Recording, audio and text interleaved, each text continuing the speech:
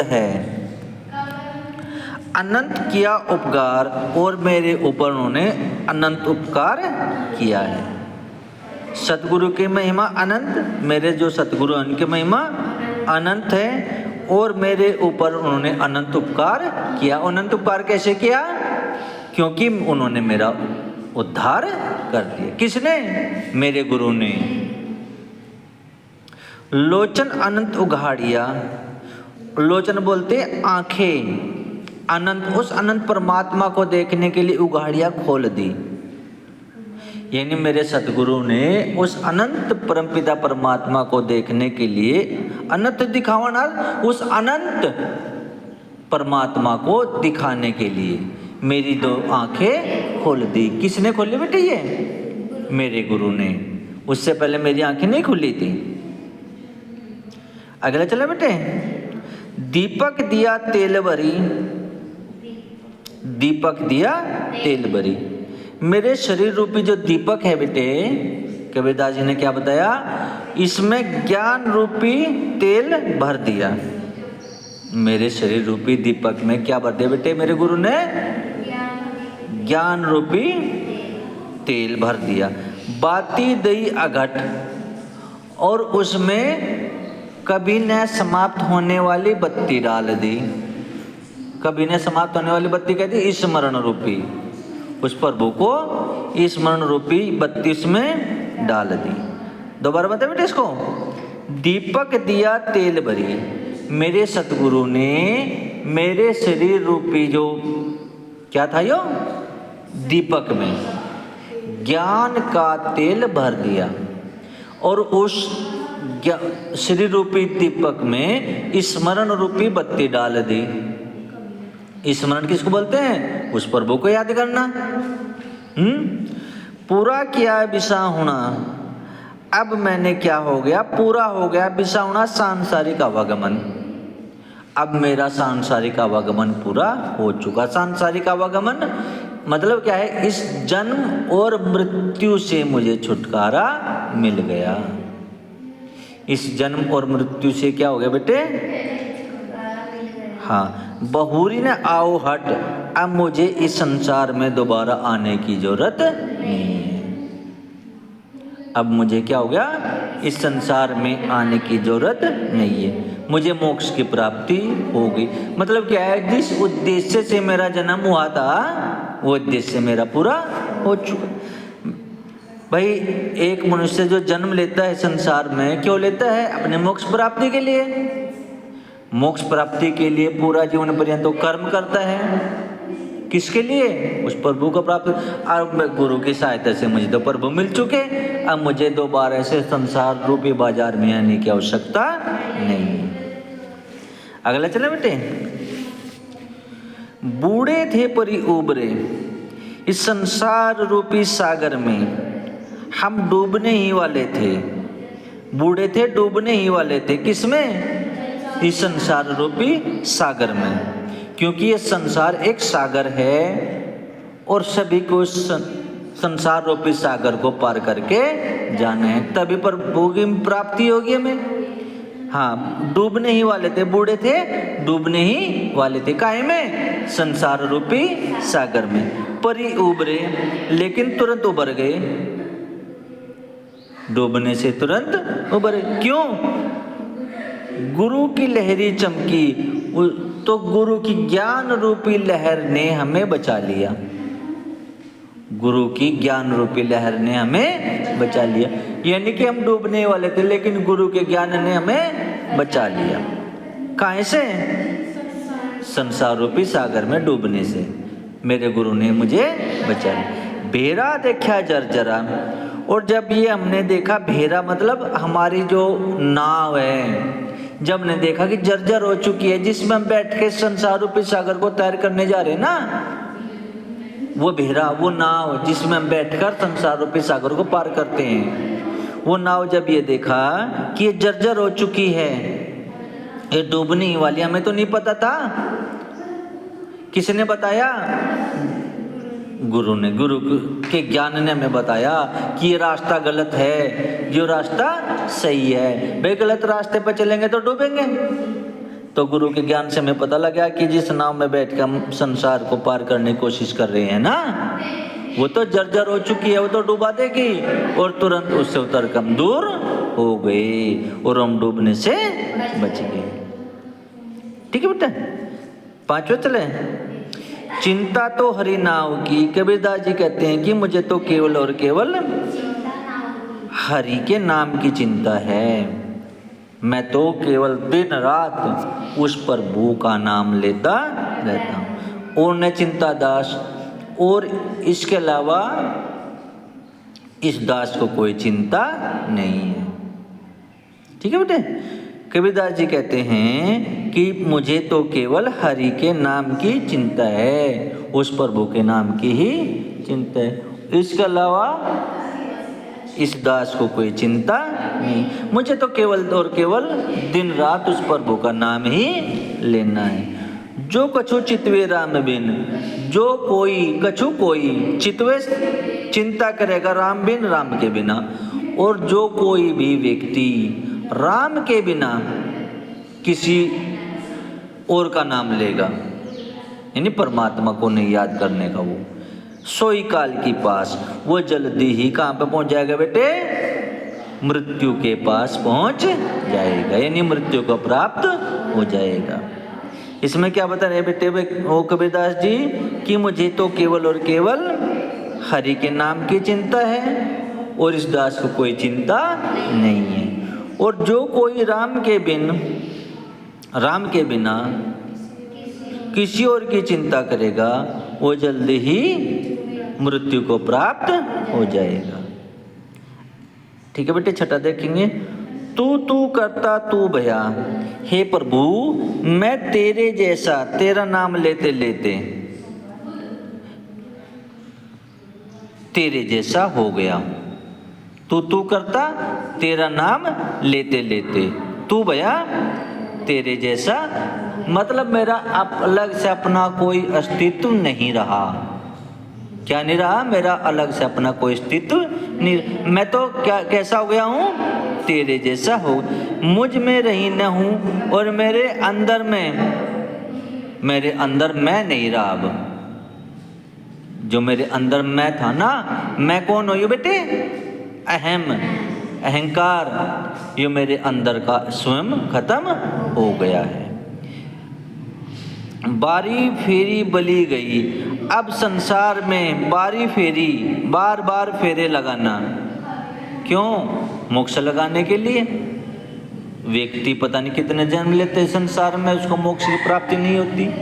लेकिन कबीरदास जी कहते हैं कि मैं तो तेरा नाम लेते लेते तेरे जैसा हो गया हूँ, और मुझ में मेरा जो स्वयं है वो खत्म हो चुका है, और मेरा जो सांसारिक आवागमन है वो दूर हो चुका है। अब मैं जिधर देखता हूँ मुझे तो आपके ही दर्शन दिखाई पड़ते। जित देखो तित तू, मैं जिधर देखता हूँ मुझे तो आपके दर्शन दिखाई पड़ते। अब सातवां पढ़ेंगे बेटे। कबीरा सोता क्या करे। कबीरदास जी कहते हैं कि हे व्यक्ति, तुम सोए हुए क्या कर रहे हो? तुम क्या कर रहे हो? सोए हुए तुम क्या कर रहे हो? काहे न देखे जागी, जाग कर क्यों नहीं देखते? इस अज्ञान की नींद में जो तुम सो रहे हो, है ना, संसार में सो रहे हो, तुम जाग कर क्यों नहीं देखे? जाके संगते बिछुड़िया, जिसके पास से तुम बिछड़ कर आए हो ना, ताही के संग लागी, हमें तो उसी के पास जाना। कहने का भावार्थ ये है कबीरदास जी का कि इस संसार में आके हम अज्ञान रूपी नींद में सो गए। हम ये मान रहे हैं कि ये संसार है जो कुछ है, इस संसार में कि मतलब सो का आनंद में है संसार में हम, इसके अलावा कोई हमें कुछ नहीं दिख रहा। कबीरदास कहते हैं कि इस ज्ञान की नींद से उठ के देखो कि हम कहाँ से आए थे और कहाँ हमें जाना है। कहने का मतलब ये है कि हम तो जहाँ से आए थे ना, उस प्रभु के पास से जीवात्मा हमारे अंदर आई थी, और अंत में वो जीवात्मा परमात्मा में विलीन हो जाएगी। ठीक है, हमें तो उसी के साथ जाना है। ठीक है बेटे। अगला देखेंगे 8वां, केशव कही कही को किए। कबीरदास जी कहते हैं कि हमें उस प्रभु का नाम बार बार लेना चाहिए। कही कही कूकिए, कूकिए मतलब कूकना, बोलना। हमें उस प्रभु का नाम तो बार बार लेना चाहिए। न सोइए असरार, और अज्ञानता की नींद में नहीं सोना चाहिए। हमें अज्ञानता में न सोना चाहिए, ठीक है। हमें तो उस प्रभु का नाम बार बार बार बार लेना चाहिए। रात्रि दिवस के कुकड़ा, और जब हम दिन रात उस प्रभु का नाम पुकारेंगे, कब कब? दिन रात उस प्रभु का नाम पुकारेंगे। कबहू लगे पुकार, कभी न कभी तो उस प्रभु के दरबार में हमारी पुकार लगेगी, है ना। दोबारा बेटे देखें बेटे, केशव कही कही कूकिए। केशव का नाम लेकर बार बार, एक जीवात्मा है ना, वो कृष्ण बार बार नाम ले रही है प्रभु का, और कह रही है न सोइए असरार, और अज्ञानता की नींद में मत सो। और जब हम रात दिवस के कुकड़े, जब दिन रात उस प्रभु का नाम बोलेंगे बोलेंगे, तो उस प्रभु के द्वार में कभी न कभी तो हमारी पुकार पहुंचेगी, ठीक है। अब देखेंगे बेटा अगला, लंबा मार्ग दूरी घर। उस प्रभु तक पहुंचने का मार्ग तो बहुत लंबा है ना। अगर कोई व्यक्ति उस प्रभु तक पहुंचने की कोशिश करेगा, तो कबीरदास जी ने रास्ता बताया कि उस प्रभु तक पहुंचने का रास्ता तो बहुत कहाँ है? हाँ, विकट पंथ बहुमार, वो रास्ता बड़ा कठिन है। विकट पंथ बहुमार, अनेक प्रकार की कठिनाइयां हैं, दुर्घटना है ना।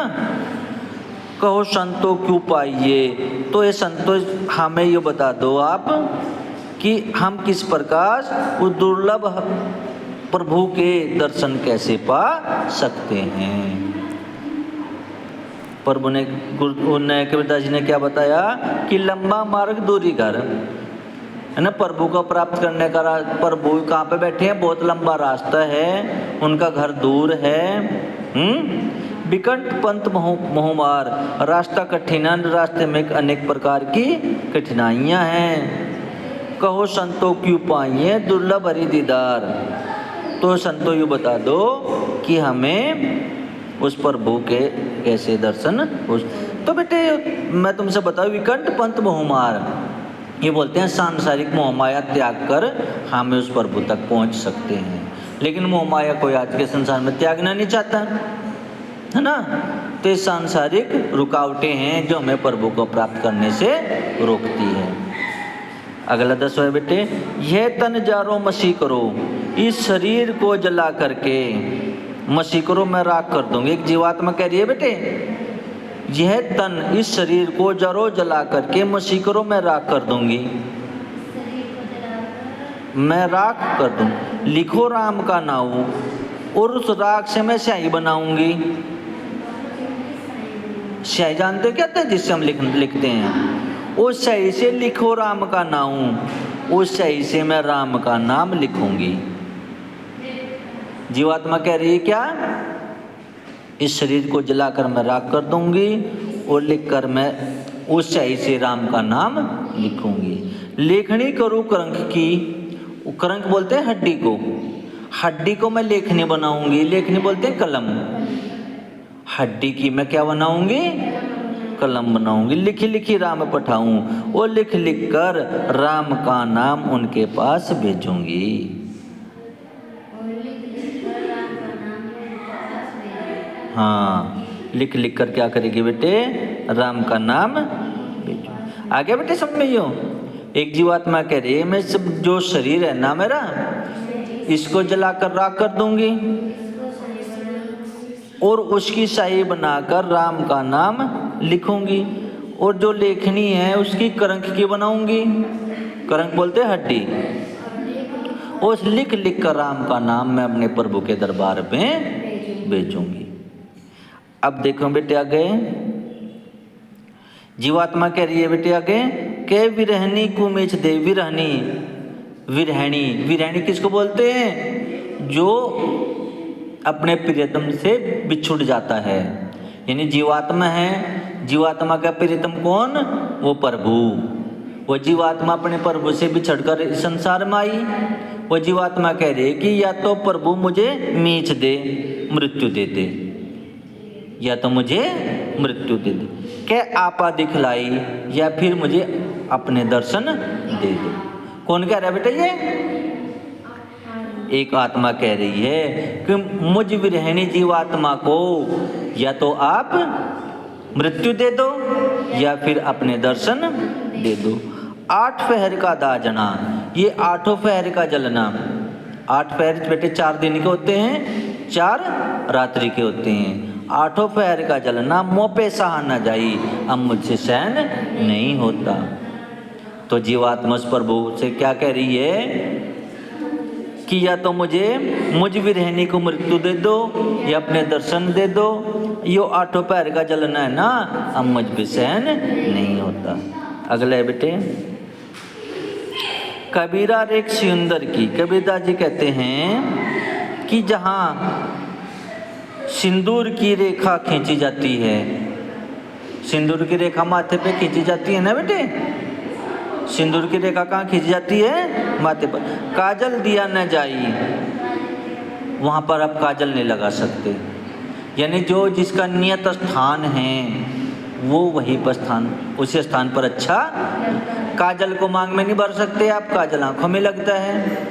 तो नैनो रमैया रमी रहा, तो इसी प्रकार मेरी आंखों में तो कौन रम गए? मेरे राम रम गए हैं, मेरे राम बस गए हैं। दूजा कहाँ समाई, अब दूसरे के लिए मेरी आंखों में कोई जगह नहीं है।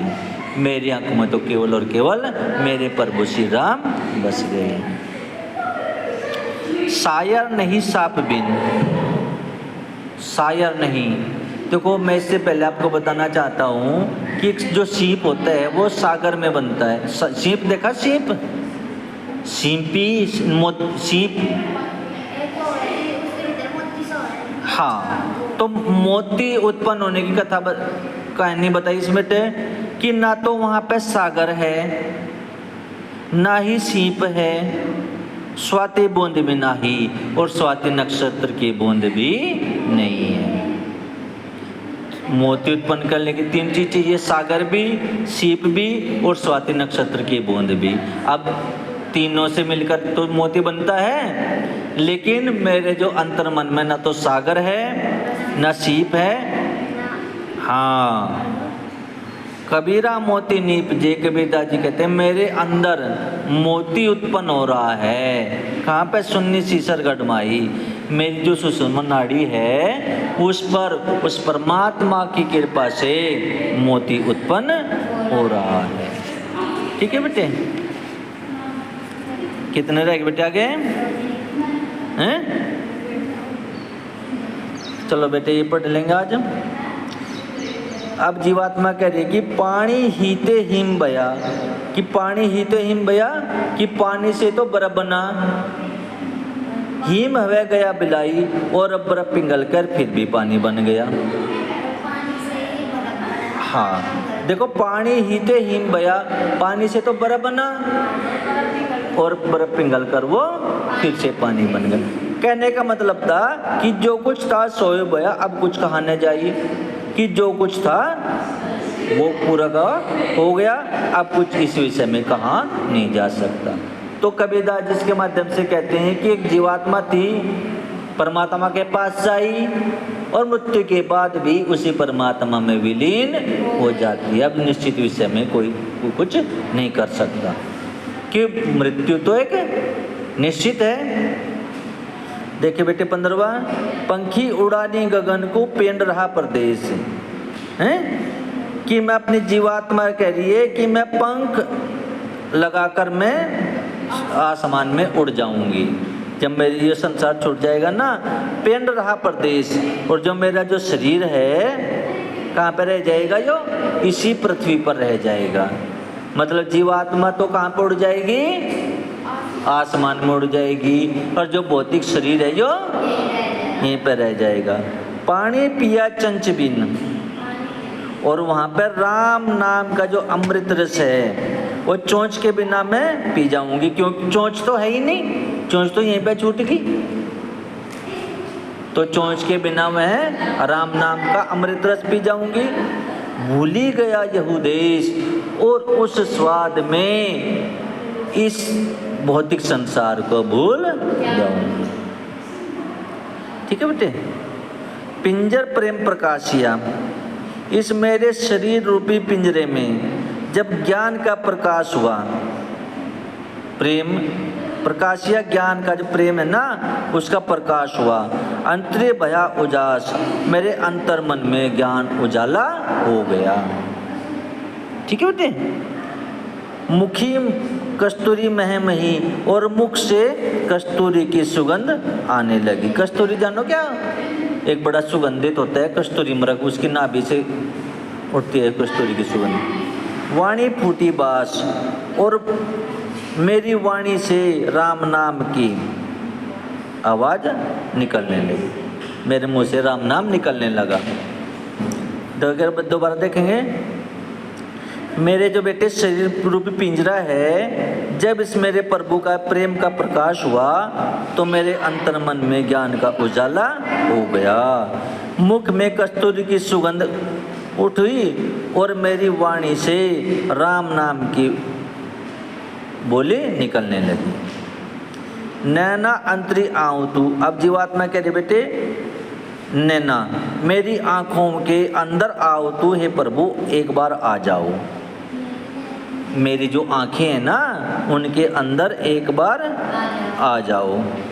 जो न हूँ न जपे हूँ, जब तक मैं अपनी आंखें न झपकूं, जब तक मैं अपनी आंखें बंद नहीं करती तब तक एक बार मेरी आंखों में आप आ जाओ। प्रभु से कह रही है बेटे जीवात्मा।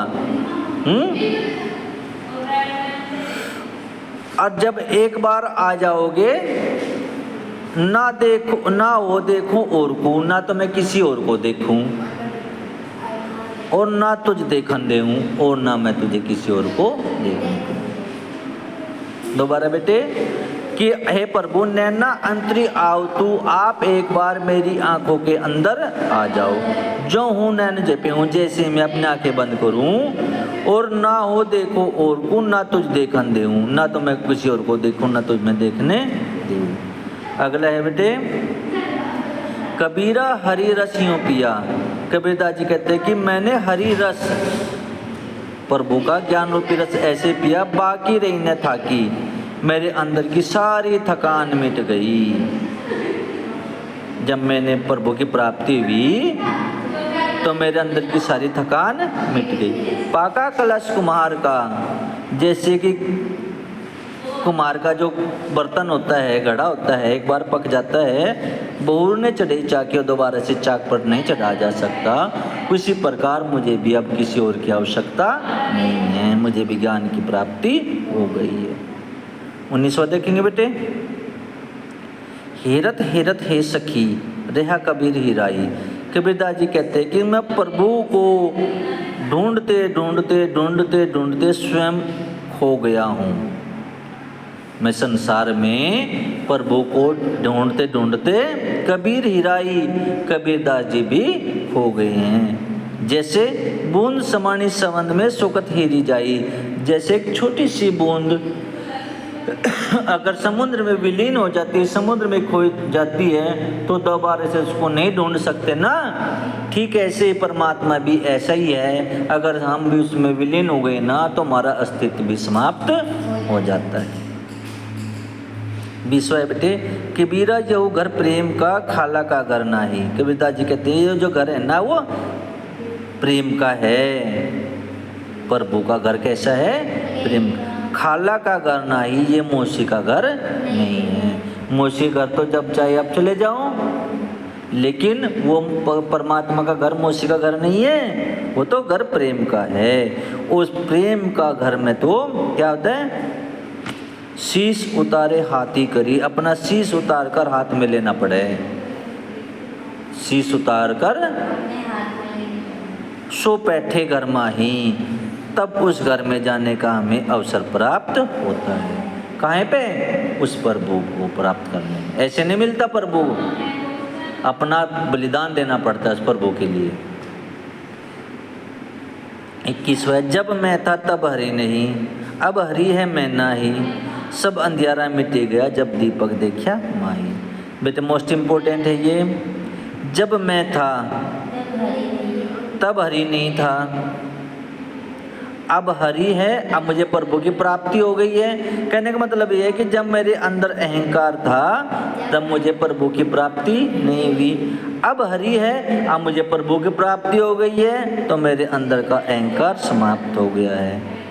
ठीक है, सब अंधियारा मिट गया, मेरे अंदर से सब अज्ञान का अंधकार मिट गया।